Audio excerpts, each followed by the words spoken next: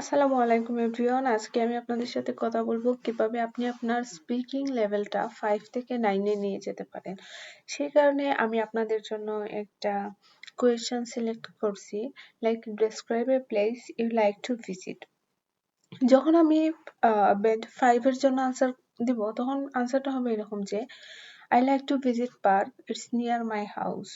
I go there sometimes, it's nice and many trees. I feel good there. I go with my friend. We talk and come back. Okay.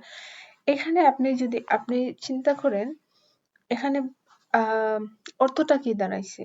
আমি যাইতে পছন্দ করি, এটা আমার বাড়ির পাশে, আমি এখানে প্রায় সময় যাই, এটা সুন্দর, এখানে গাছ আছে এবং আমি আমার ফ্রেন্ডদের সাথে যাই এবং ফিরে আসি। তো আপনি যদি প্রথমত চিন্তা করেন যে এই সেন্টেন্সে ভুল কি কি আছে, তাইলে আমি যাই ভুলগুলো ধরায় দেই। প্রথমে হচ্ছে গিয়ে দেখেন, একটা সেন্টেন্সে কোনো গ্রামার ঠিক নেই।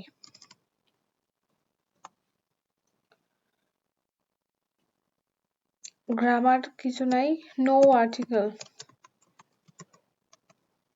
Article, no tense.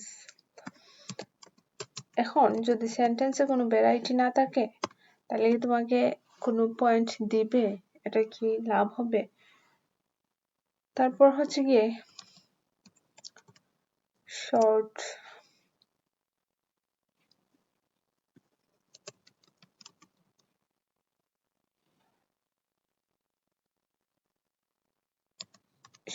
সেন্টেন্স, প্রতিটি সেন্টেন্সই একটা রুলস ফলো করছে, সাবজেক্ট, ভার্ব এন্ড অবজেক্ট। তারপর হচ্ছে গিয়ে দেখেন লিমিটেড ভোকাবুলারি, এখানে কোনো অ্যাডভান্স কোনো ভোকাবুলারি নেই। এই ভিডিওতে কোনো অ্যাডভান্স ভোকাবুলারি নেই। তারপরটা হচ্ছে গিয়ে আপনি যাওয়ার পর আপনি কেমন ফিল করতেছেন, এইরকম কোনো ফিলিংস যেটা, এটা কোনো এক্সপ্লেনেশন নাই, মানে এখানে কি হয়েছে বা আসলে আপনি কেন গেছেন, আপনি কিছু পাইছেন কি না পাইছেন।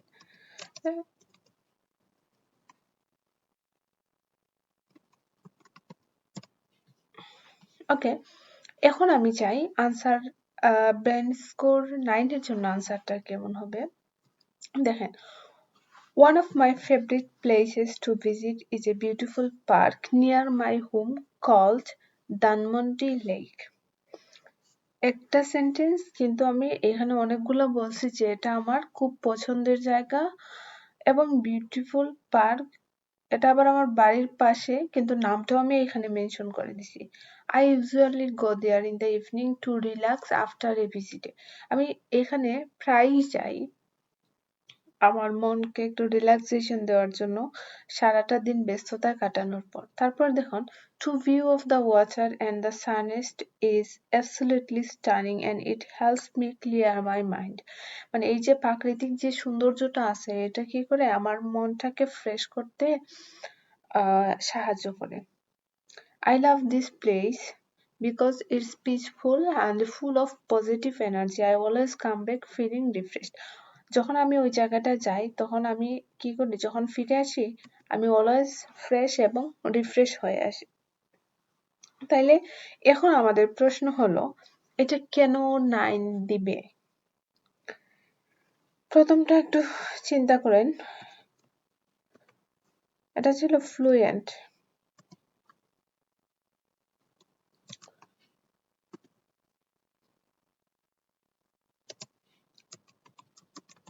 ন্যাচারাল।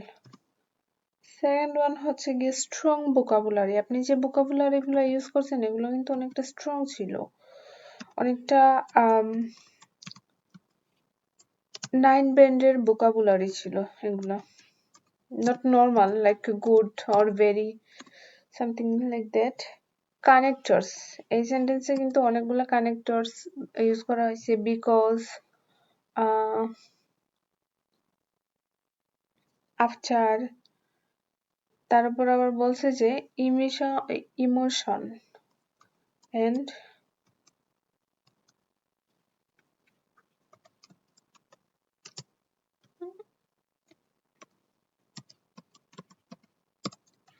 তো আপনারা ট্রাই করবেন আপনার যখন আপনি একটা সেন্টেন্স মেক করবেন এই সেন্টেন্সে যেন আপনার ভ্যারাইটি আসে।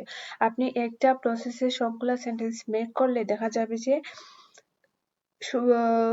অর্থ ঠিক আছে কিন্তু শব্দের যে ভ্যারাইটি বা সৌন্দর্য মাধুর্য এটা কোনোটাই প্রকাশ পায় না, যার কারণে টিচাররা অনেক সময় ব্যান্ড 5 দিয়ে রাখে।